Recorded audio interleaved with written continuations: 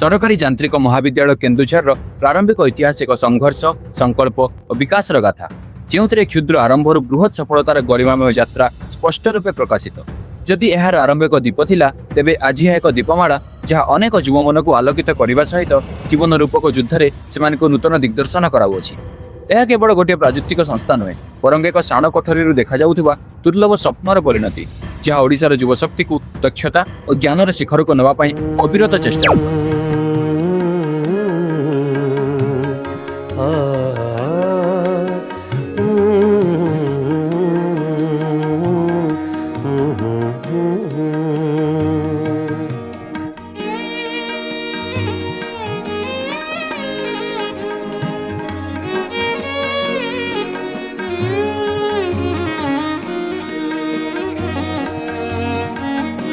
तो भाई चाटा दियो।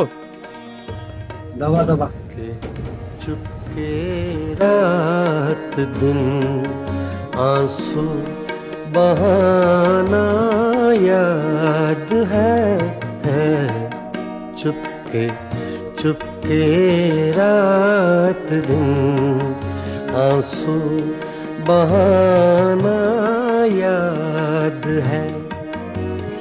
अरे भाई गीत भी तो कौन लगे न्यूज से लगा देश विदेश खबर जानिबा ना नहीं गीत भी तो सुनले माइंड वाइड काम करनी लगा गोटे लगेगा लगेगा। याद है चुपके चुपके रात दिन। आसंता आगक बढ़िया अन्य एक खबर उपर राज्य में सरकार इंजीनियरिंग कॉलेज स्थापना घटी। उत्तर ओडिशार केन्दुझर जिले में उद्घाटित होती Odisha school of mining engineering degree stream युक्त 2 समाप्त कर विद्यार्थी मानक डिग्री कॉलेज विशेष फलप्रद हो बोली सरकार मत व्यक्त करिसेंती।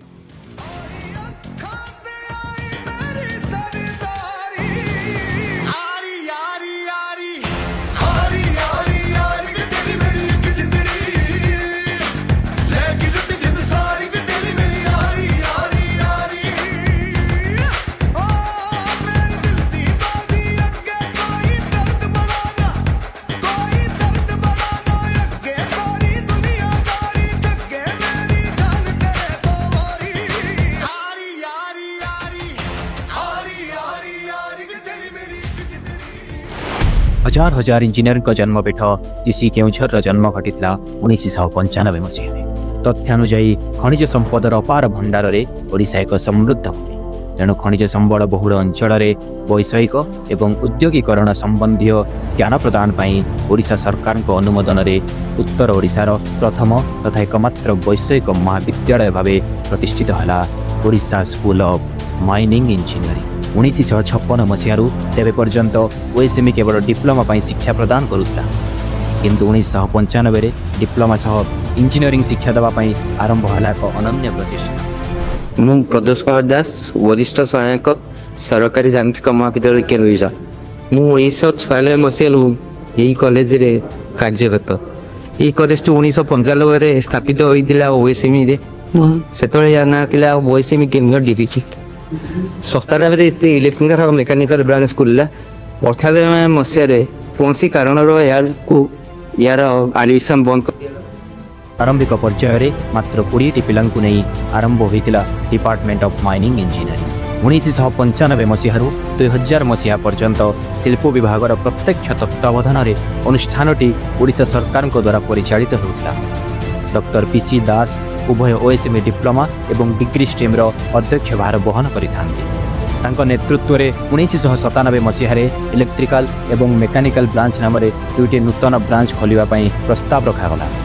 सी संस्थान भित्तिभूमि को दृढ़ करिबारे अग्रणी भूमिका ग्रहण करथिले किंतु एही बड़ी किछि सुसंवाद मध्य पुणी माड़ी आसिला बाधाविघ्नर छड़।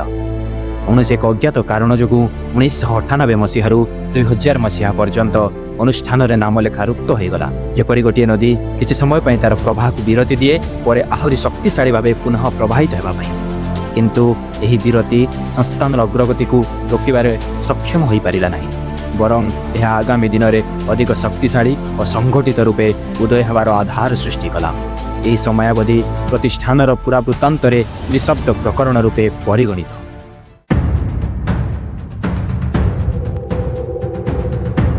ନଦୀ ଯେତେବେଳେ ଲହଲ ଜିହ୍ବା ବିସ୍ତାର କରି ଶ୍ୟାମଳ ସଦବଳ ଶସ୍ୟ କ୍ଷେତ୍ରକୁ ଗ୍ରାସ କରିବାକୁ ଆରମ୍ଭ କରେ ଏବଂ ଯେପରି କୌଣସି ବନ୍ଧ ତାର ପ୍ରତିରୋଧ କରିପାରେ ନାହିଁ, ସେହିପରି ପରବର୍ତ୍ତୀ ସମୟରେ ବିଦ୍ୟାର୍ଥୀମାନଙ୍କର ସଂଘବଦ୍ଧ ପ୍ରୟାସ ସହିତ ଓଡ଼ିଶାର ଅଦ୍ୟତନ ମୁଖ୍ୟମନ୍ତ୍ରୀ ତଥା ତତ୍କାଳୀନ କେନ୍ଦୁଝର ମାନ୍ୟବର ବିଧାୟକ ଶ୍ରୀ ମୋହନ ଚରଣ ମାଝୀ ଏବଂ ମାନ୍ୟବର ସାଂସଦ ଅନନ୍ତ ନାୟକ ଏବଂ କେନ୍ଦୁଝର ନାଗରିକ ମଞ୍ଚର ଅନୁଗ୍ରହରେ 2001 ମସିହାରେ ନାମଲେଖା ପ୍ରକ୍ରିୟା ସଫଳ ଭାବେ ପୁନର୍ମୁଖିତ ହେଲା। ଏଥିସହିତ 1997ରୁ ପ୍ରବର୍ତ୍ତିତ ମେକାନିକାଲ, ଇଲେକ୍ଟ୍ରିକାଲ ଏବଂ ମାଇନିଂ ଇଞ୍ଜିନିୟରିଂର ଆସନ ସଂଖ୍ୟା 30କୁ ବୃଦ୍ଧି ପାଇଲା। ଅନୁଷ୍ଠାନ ପୁନଃ ସକ୍ରିୟ ତ ହୋଇଗଲା, ହେଲେ ଚତୁଃପାର୍ଶ୍ୱରେ ଘେରି ରହିଥିଲା ପ୍ରତିକୂଳତାର କଳା ମେଘଖଣ୍ଡ। ଶ୍ରେଣୀ ପ୍ରକୋଷ୍ଠର ଅଭାବ, ଆଧୁନିକ ସୁବିଧା ସମୂହର ଅଭାବ, ପିଇବା ପାଣିର ଅଭାବ ଇତ୍ୟାଦି ଇତ୍ୟାଦି ଓ ଇତ୍ୟାଦି। ଶିକ୍ଷାଦାନ ପାଇଁ ଅଧ୍ୟାପକମାନଙ୍କ ଅନୁପଲବ୍ଧତା ବିଦ୍ୟାର୍ଥୀମାନଙ୍କ ମନରେ ପୃଷ୍ଠତା ଏବଂ ସଂଶୟ ଭରି ଦେଇଥିଲା। ଓଏସିଏମ୍ ଡିପ୍ଲୋମା ଏବଂ ଓଏସିଏମ୍ ଡିଗ୍ରୀ ଷ୍ଟ୍ରିମ୍ର ପିଲାମାନଙ୍କ ମଧ୍ୟରେ ଦେଖାଦେଲା ବିବାଦ, ପ୍ରତିବାଦ ଏବଂ ଆନ୍ଦୋଳନ। ଉଭୟ ଗୋଷ୍ଠୀର ସଂଘର୍ଷ ଯୋଗୁଁ ଅନୁଷ୍ଠାନର ଅସନ୍ତୋଷଜନକ ପରିସ୍ଥିତି ସୃଷ୍ଟି ହେଲା। ଏହି ବିବାଦ ମଧ୍ୟରେ ସର୍ବୋପରେ ଥିଲା ଶ୍ରେଣୀ କକ୍ଷର ଅପର୍ଯ୍ୟାପ୍ତତା। ତେଣୁ ଡିଗ୍ରୀ ଷ୍ଟ୍ରିମ୍ର ବିଦ୍ୟାର୍ଥୀମାନଙ୍କୁ ଡିପ୍ଲୋମା ବିଦ୍ୟାର୍ଥୀମାନଙ୍କ ଅନୁଯାୟୀ ସମନ୍ୱୟ କରିବାକୁ ହେଲା। ମାତ୍ର ସେ ସମୟରେ ମହାବିଦ୍ୟାଳୟ ସରକାରୀ ଅନୁଷ୍ଠାନ ରୂପେ ପରିଗଣିତ ହେଉନଥିବାରୁ ଅନେକ ଅଭାବ ଅନଟନ ମଧ୍ୟରେ ମଧ୍ୟ ଶିକ୍ଷାର୍ଥୀମାନେ ସ୍ୱୟଂ ସମର୍ଥିତ ଭାବେ ଶିକ୍ଷା ଗ୍ରହଣ କରୁଥିଲେ। 30 ଅକ୍ଟୋବର 2002ରେ ଅଦ୍ୟତନ ମାନ୍ୟବର ଉପମୁଖ୍ୟମନ୍ତ୍ରୀ ଶ୍ରୀ ଭି ସିଂହଦେଓଙ୍କ ପର୍ଯ୍ୟବେକ୍ଷଣରେ Odisha college of mining and engineering ସୋସାଇଟିର ସ୍ଥାପନ ଘଟିଥିଲା। ଏପରି ଦୁଃସମୟ ମଧ୍ୟରେ ଅଜିତ ଭାଇ ନାମକ ଜଣେ ଉଦାର ହୃଦୟ ମଣିଷର ଅବଦାନ ଉଲ୍ଲେଖନୀୟ। ଅଭାବଗ୍ରସ୍ତ ବିଦ୍ୟାର୍ଥୀମାନଙ୍କୁ ଅଜିତ ଭାଇ ନିଃଶୁଳ୍କରେ ହୋଟେଲରେ ଖାଇବାକୁ ଦେଉଥିଲେ ଏବଂ ସେମାନଙ୍କ ସୁବିଧାରେ ବିଦ୍ୟାର୍ଥୀମାନେ ପରବର୍ତ୍ତୀ ସମୟରେ ଅର୍ଥ ପରିଶୋଧ କରୁଥିଲେ। ଯେତେବେଳେ ମେସ୍ ବନ୍ଦ ରୁହେ ଆମେ ଆସୁ, ସେତେବେଳେ ଏଇ କଲେଜର ଜଷ୍ଟ ପଛରେ ଡିଆଇସି ଅଫିସ୍ ପାଖରେ ଗୋଟେ ଝୁମ୍ପୁଡ଼ି ହୋଟେଲଟେ ଥିଲା। ସେଠି ଅଜିତ ବୋଲି ଆମର ତାକୁ ଅଜିତ ହୋଟେଲ ହିସାବରେ କହନ୍ତି। ଆମ ସିନିୟର ମାନେ ମଧ୍ୟ ଯେତେବେଳେ ଷ୍ଟ୍ରଗଲ କରୁଥିଲେ ସେଇ ହୋଟେଲରୁ ଖାଇକି ସେମାନେ ପଢ଼ାପଢ଼ି କରନ୍ତି ଘର ଭଡ଼ା ନେଇକି, ଏବଂ ଆମେ ମଧ୍ୟ ସେଇଠି ଯାଇକି ଅଜିତ ହୋଟେଲରୁ ଖାଦ୍ୟ ଗ୍ରହଣ କରୁ। ଅବଶ୍ୟ ସେ ପଇସା ପାଇଁ ବି କେବେ କୁହେନି, ପଇସା ଯେତେବେଳେ ଆମର ସୁବିଧା ହୁଏ ଆମେ ନେଇକି ମଧ୍ୟ କରୁ। ପ୍ରାୟ ସେତେବେଳେ ପଇସା ନଥାଏ, କୌଣସି ଛାତ୍ରଙ୍କ ପାଖରେ ଏମିତି ସଫିସିଏଣ୍ଟ ପଇସା ନଥାଏ ଯେ ସେମାନେ ରେଷ୍ଟୁରାଣ୍ଟରେ ଯାଇ ଏନ୍ଜୟ କରିପାରିବେ। କିନ୍ତୁ ସେ ଅଜିତ ଯିଏ ଥିଲେ ତାଙ୍କ ସାହାଯ୍ୟରେ ସେ ଯେଉଁ ହୋଟେଲ କରୁଥିଲେ ଅତି ପ୍ରିୟ ଥିଲା, ସମସ୍ତଙ୍କର ଅତି ପ୍ରିୟ ଘରୋଇ ଖାଦ୍ୟ ସେ ଦେଉଥିଲେ। କଲେଜକୁ ଗଢ଼ି ତୋଳିବାରେ ଏହିପରି ଅପସୃତ ବୀରମାନଙ୍କର ଭୂମିକା ବେଶ ଆଦରଯୋଗ୍ୟ। ଇତିମଧ୍ୟରେ ପୃଥକ କ୍ୟାମ୍ପସ, ଅଧ୍ୟାପକମାନଙ୍କ ଅଭାବ ଏବଂ ପୁସ୍ତକାଗାରକୁ ନେଇ ବିଦ୍ୟାର୍ଥୀମାନଙ୍କ ମଧ୍ୟରେ ତୀବ୍ର ଉତ୍ତେଜନା ପ୍ରକାଶ ପାଇଲା ଏବଂ ଏହା ଆନ୍ଦୋଳନର ରୂପ ନେଲା। ଶିକ୍ଷାର୍ଥୀମାନଙ୍କର ନ୍ୟାୟସଙ୍ଗତ ଦାବି ଓ ଅଧିକାର ସୁନିଶ୍ଚିତ କରିବା ପାଇଁ ସେହି ସମୟରେ ଦୃଢ଼ ସଂକଳ୍ପ ଓ ସଂଗଠନ ଆନ୍ଦୋଳନ ତୀବ୍ରରୁ ତୀବ୍ରତର ରୂପ ନେଇଥିଲା, ଯେ ଅନୁଷ୍ଠାନର ଭବିଷ୍ୟତ ଗଢ଼ିବାରେ ମୁଖ୍ୟ ଭୂମିକା ନେଇଥିଲା। 2006ରୁ 2008 ପର୍ଯ୍ୟନ୍ତ ସମୟସୀମା ଅନୁଷ୍ଠାନର ଇତିହାସରେ ଏକ ଅତ୍ୟନ୍ତ ଗୁରୁତ୍ୱବହ ଏବଂ ପରିବର୍ତ୍ତନଶୀଳ ପର୍ଯ୍ୟାୟ ଭାବେ ଅମରଣୀୟ ହୋଇ ରହିଛି। 15 ଡିସେମ୍ବର 2006 ଅନୁଷ୍ଠାନର ଇତିହାସରେ ଏକ ଯୁଗାନ୍ତକାରୀ ସମୟ ସନ୍ଧି। ଉକ୍ତ ଦିନ ସଂସ୍ଥାନଟି ପିପିୟୁଟି ଅଧୀନରେ ଗଠନାତ୍ମକ ମହାବିଦ୍ୟାଳୟ ଭାବେ ଘୋଷିତ ହୋଇ ଉନ୍ନତିର ଏକ ନୂତନ ଅଧ୍ୟାୟରେ ପ୍ରବେଶ କରିଥିଲା ସତ, କିନ୍ତୁ ତଥାପି ସ୍ୱୟଂଅର୍ଥ ଘୋଷିତ ପ୍ରଣାଳୀ ଅବ୍ୟାହତ ରହିଥିଲା। ଉକ୍ତ ସୁବର୍ଣ୍ଣ ମୁହୂର୍ତ୍ତରେ ଓଡ଼ିଶାର ତତ୍କାଳୀନ ମୁଖ୍ୟମନ୍ତ୍ରୀ ଶ୍ରୀ ନବୀନ ପଟ୍ଟନାୟକ ଏବଂ ଶିଳ୍ପମନ୍ତ୍ରୀ ଶ୍ରୀ ବିଭୂଭୂଷଣ ହରିଚନ୍ଦନଙ୍କ ଗରିମାମୟ ପରିଦର୍ଶନ ପ୍ରତିଷ୍ଠାନକୁ ନବୀନ ପ୍ରେରଣା ଦେଇଥିଲା ଏବଂ ତାଙ୍କ ଶୁଭ ଉପସ୍ଥିତିରେ ମହାବିଦ୍ୟାଳୟର ଭିତ୍ତିପ୍ରସ୍ତର ସ୍ଥାପନ କାର୍ଯ୍ୟ ସମ୍ପନ୍ନ ହୋଇଥିଲା। ଏହି ସମୟରେ ସଂସ୍ଥାନର ପ୍ରଥମ ସାଂସ୍କୃତିକ ଉତ୍ସବ ଉତ୍କର୍ଷ ମଧ୍ୟ ଆୟୋଜିତ ହୋଇଥିଲା। ବିଦ୍ୟାର୍ଥୀମାନଙ୍କର ସୃଜନଶୀଳତା, ସଂସ୍କୃତି ଓ ପ୍ରତିଭାର ଏକ ନୂତନ ମଞ୍ଚ ସୃଷ୍ଟି କରିଥିଲା। 17 ଜୁନ 2008 ବ୍ଲକ 1ର ନିର୍ମାଣ କାର୍ଯ୍ୟ ଆରମ୍ଭ ଘଟିଥିଲା।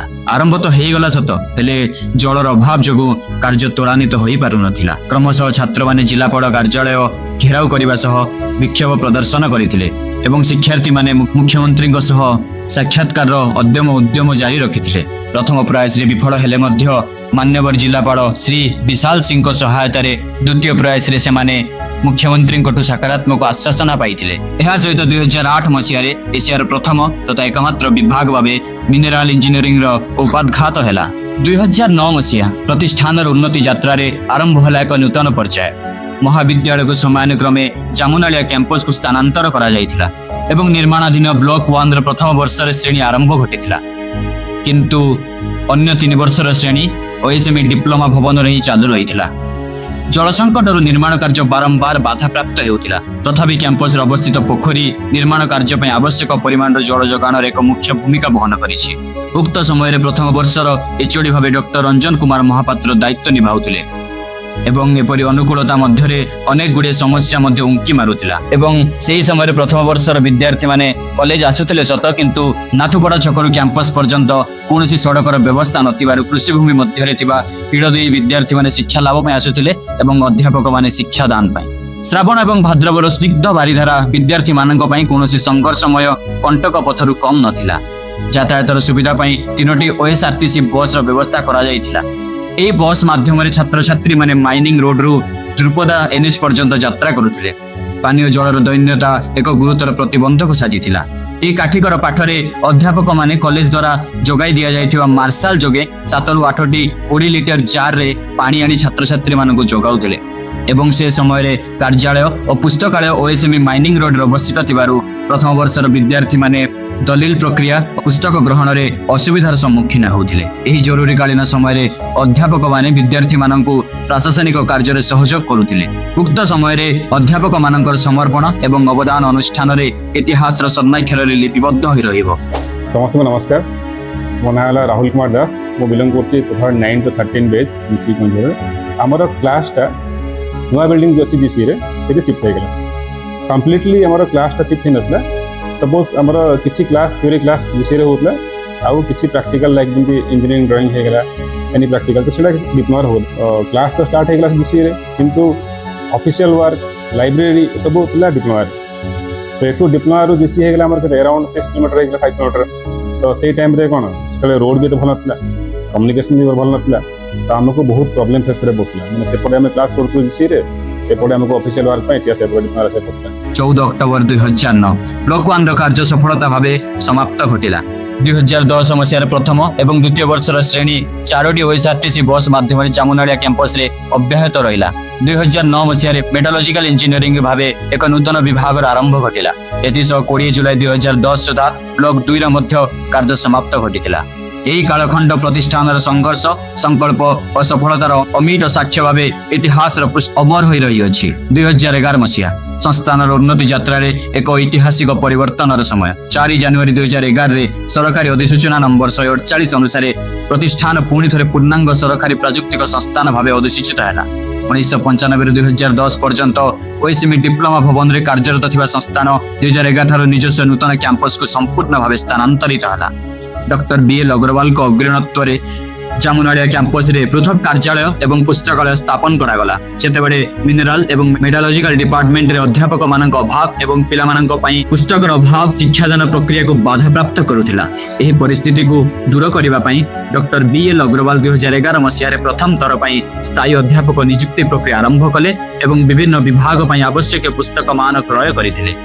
2012 ମସିହାରେ ସ୍କିଲ୍ ଡେଭଲପମେଣ୍ଟ ଏବଂ ଟେକ୍ନିକାଲ ଏଜୁକେସନ ବିଭାଗର ଅଧିସୂଚନା ମାଧ୍ୟମରେ ସଂସ୍ଥାପନର ନାମ ପରିବର୍ତ୍ତନ ହୋଇ government college of engineering Keonjhar ଭାବେ ନୂତନ ପରିଚୟ ଲାଭ କଲା। 2014ରୁ 2015 ମଧ୍ୟରେ ବୋର୍ଡ ଅଫ୍ ଗଭର୍ଣ୍ଣମେଣ୍ଟଙ୍କ ଅନୁମୋଦନରେ ମାଇନିଂ ଆଣ୍ଡ ଆଲାଇଡ୍ ଇଣ୍ଡଷ୍ଟ୍ରି ପାଇଁ ସେଣ୍ଟର ଅଫ୍ ଏକ୍ସିଲେନ୍ସ ସ୍ଥାପନ କରାଗଲା। ସେହି 2015 ମସିହାରେ ଶିକ୍ଷା କ୍ଷେତ୍ରର ବିସ୍ତାର ଘଟି କମ୍ପ୍ୟୁଟର ସାଇନ୍ସ ଇଞ୍ଜିନିୟରିଂ ଓ ସିଭିଲ ଇଞ୍ଜିନିୟରିଂ ଭାବେ 2ଟି ନୂତନ ବିଭାଗର ଆରମ୍ଭ ଘଟିଥିଲା। ପ୍ରତ୍ୟେକ ବିଭାଗରେ ସିଟ୍ ସଂଖ୍ୟା 60କୁ ବୃଦ୍ଧି ପାଇଥିଲା ଏବଂ ମୋଟ ଆସନ ସଂଖ୍ୟା 420ରେ ପହଞ୍ଚିଥିଲା। ଇଣ୍ଡଷ୍ଟ୍ରି ଏକାଡେମିଆ ସହଯୋଗକୁ ଶକ୍ତିଶାଳୀ କରିବା ପାଇଁ ଅଧ୍ୟାପକମାନଙ୍କ ଉଦ୍ୟୋଗ ସଂସ୍ଥା ପରିଦର୍ଶନ, ପରାମର୍ଶ ପ୍ରକଳ୍ପ ଏବଂ ଗବେଷଣା କାର୍ଯ୍ୟାଳୟର ଆରମ୍ଭ ହେଲା। ଆନ୍ତର୍ଜାତୀୟ ସମ୍ମିଳନୀର ଅଂଶଗ୍ରହଣ ଓ ଗବେଷଣା ପ୍ରକାଶନ ଅନୁଷ୍ଠାନର ଶିକ୍ଷାଗତ ମାନକୁ ଆହୁରି ଉନ୍ନତ କଲା। ଛାତ୍ରଛାତ୍ରୀମାନଙ୍କ ଭବିଷ୍ୟତ ଗଢ଼ିବା ପାଇଁ ଡେଡିକେଟେଡ ପ୍ଲେସମେଣ୍ଟ ଅଫିସର ନିଯୁକ୍ତି ହୋଇ ଟ୍ରେନିଂ ଓ ପ୍ଲେସମେଣ୍ଟ କାର୍ଯ୍ୟକ୍ରମକୁ ନୂତନ ଦିଗ୍ଦର୍ଶନ ମିଳିଲା। BPUT ଅଧୀନରେ ଉତ୍ତର ଓଡ଼ିଶାର ଏକ ପ୍ରମୁଖ ପ୍ରାଯୁକ୍ତିକ ସଂସ୍ଥାନ ଭାବେ ଏହି ସମୟରେ ଲାବୋରେଟୋରୀ ଓ ପ୍ରଶିକ୍ଷଣ ପଦକ୍ଷେପ ଆହୁରି ସୁଦୃଢ଼ ହେଲା।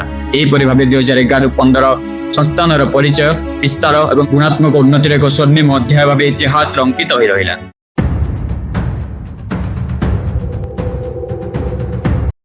ପ୍ରାୟ 11,315 ଦିନର ଯନ୍ତ୍ରଣା ଓ ପୀଡ଼ାର ସମାରୋହରେ ଶେଷରେ ଆଜି ସରକାରୀ ଯାନ୍ତ୍ରିକ ମହାବିଦ୍ୟାଳୟ ଅର୍ଘ୍ୟ ଥାଳିର ପରୀକ୍ଷାଷ୍ଟରେ ନିଜର ଉପସ୍ଥାନ ଦେଇଛି। ଓଏସିବି ଡିଗ୍ରୀ ଷ୍ଟ୍ରିମ୍ରୁ ଆରମ୍ଭ ହୋଇଥିବା ଏହି ଯାନ୍ତ୍ରିକ ମହାବିଦ୍ୟାଳୟ ଯାହାର ସ୍ଥାୟୀ କ୍ୟାମ୍ପସ ଜାମୁନାଳିଆ ପୋଷ୍ଟ ଓଲ୍ଡ ଟାଉନ୍ କେଉଁଝରରେ କାର୍ଯ୍ୟରତ ଅଛି ଏବଂ ଉଚ୍ଚମାନର ପ୍ରାବଧିକ ଶିକ୍ଷା ପ୍ରଦାନ କରି ଏହି ଅଞ୍ଚଳର ଇଞ୍ଜିନିୟରିଂ ପ୍ରଯୁକ୍ତି ବିକାଶରେ ନିରନ୍ତର ଅବଦାନ କରୁଛି। ସମସ୍ତ ଶିକ୍ଷକ, ଅନ୍ୟାନ୍ୟ କର୍ମଚାରୀ, ସ୍ଥାନୀୟ ଜନତା ଏବଂ ସର୍ବୋପରେ ସମସ୍ତ ପୁରାତନ ବିଦ୍ୟାର୍ଥୀ ଛାତ୍ରଛାତ୍ରୀଗଣ ଏହି ସମସ୍ତଙ୍କର ମହାନ ଅବଦାନ ପାଇଁ ଆଜି ଏହି କଲେଜ ତାର ଶେଷରେ ଆସି ପହଞ୍ଚିଛି। ଖୋଲା ଆକାଶ ଛାତ ତଳେ ମୃଦୁ ମଳୟ ଧୀରେ ଧୀରେ ଭବିଷ୍ୟତ ପାଇଁ ଆଜି ଏହି ମହାବିଦ୍ୟାଳୟ ପ୍ରସ୍ତୁତ ହେଉଛି। ଇତିହାସ ପୃଷ୍ଠାରେ ନିଜର ନାମ ସ୍ୱର୍ଣ୍ଣିମ ଅକ୍ଷରରେ ଲେଖାଇବା ପାଇଁ ସର୍ବଦା ଆଗକୁ ମାଡ଼ି ଚାଲିଛି ଏବଂ ରକ୍ତ ପାଣି ଛିଞ୍ଚି ଚାଲିଛି। ସର୍ବଶେଷରେ ଆଜି ଦିନଚର୍ଯ୍ୟାର ଶେଷ ପର୍ଯ୍ୟାୟରେ ଯେତେବେଳେ ସୂର୍ଯ୍ୟଙ୍କ ସୁନ୍ଦରତା କମି ତାତି ସରି ରାତି ଆସନ୍ତେ ହାଲୁକା ଜହ୍ନର ସୁଗନ୍ଧ ଯାହା ପୋଖରୀ ଉପରେ ସାତରଙ୍ଗର ସବାରିରେ ବସି ନୟନର ନିଶା ଭୂମିରେ ନୃତ୍ୟ କରିଆସେ, ପର୍ବତ ଶିଖରୁ ସେ ନାଲି ଫଳର ଦୃଶ୍ୟ ଯେପରି ଛୋଟ ବଡ଼ ରଙ୍ଗ ଖାତାର ଦୃଶ୍ୟ ଦେଖାଏ ଓ ଏସବୁ ନେତ୍ର ଦେଖିଲା ମାତ୍ରେ ଯେପରି ଦିନସାରାର ସମସ୍ତ ପୀଡ଼ା ବେଦନା ମୁହୂର୍ତ୍ତ କରି ଦୂରେଇ ଯାଏ। ମନରେ ହସିଯାଏ, ନାଚିଯାଏ ଓ କାଲି ସକାଳେ ପୁଣି କାନ୍ଦିବା ପାଇଁ ନିଜକୁ ପ୍ରସ୍ତୁତ କରାଏ। এই ଆଂଶିକ କାହାଣୀର ନେତ୍ରଭଙ୍ଗୀ ବହୁତ ସ୍ୱଳ୍ପାକ୍ଷରେ ଆମେ ବର୍ଣ୍ଣନା କରିଅଛୁ। ଯଦି ଏହାର ପ୍ରକୃତ ଚିତ୍ର ରଚାଯାଏ ତେବେ ପରଦା ଛୋଟ ପଡ଼ିଯିବ। ଅନ୍ତରେ ସେ ଚକା ନୟନ ତଳେ ସମସ୍ତଙ୍କର ମଙ୍ଗଳ ଅଣ୍ଡାଳିବି ଏବଂ ଶୁଭକାମନା ପ୍ରାର୍ଥନା କରିବି। ଧନ୍ୟବାଦ। ବସୁଧୈବ କୁଟୁମ୍ବକମ୍।